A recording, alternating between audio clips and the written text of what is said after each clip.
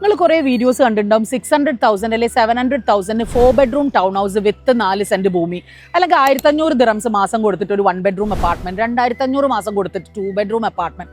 ഇതൊന്നും അതിന്റെ total value അല്ല പറയുന്നത്. 20-80 പേയ്മെന്റ് പ്ലാൻ അല്ലെങ്കിൽ 30-70 പേയ്മെന്റ് പ്ലാനിൽ ആ 20%ഓ 30%ഓ പറയണത്.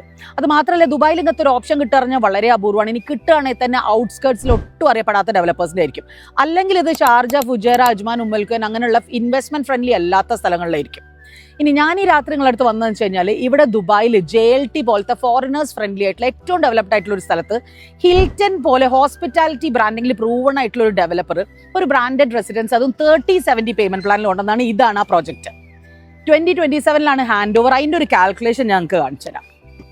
ഇവിടെ ഒരു അപ്പാർട്ട്മെന്റ് യൂണിറ്റിന് കൊടുക്കേണ്ട പ്രൈസ് 1.1 മില്യൺ.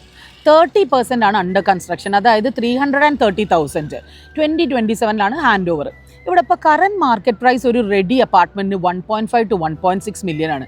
നിങ്ങൾ എടുത്തു നോക്കിയാൽ 84 ലിസ്റ്റിംഗ്സ് ഇവിടെ കാണുന്നുള്ളൂ, അതിൽ തന്നെ മൾട്ടിപ്പിൾ ലിസ്റ്റിംഗ്സ് ഉണ്ടാവും.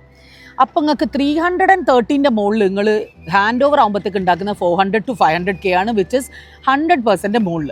ഇനി അതെല്ലാം നിങ്ങൾ റെന്റലിലേക്കാണ് കൺസിഡർ ചെയ്യുന്നത് വെച്ച് കഴിഞ്ഞാൽ, ഒരു റെസിഡൻഷ്യൽ ടവറിന്റെ റെന്റൽ ഇവിടെ 100,000 to 110,000.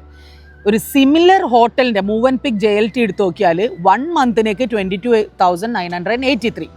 6 മാസത്തേക്ക് മാത്രം നമുക്ക് കാൽക്കുലേറ്റ് ചെയ്യാം.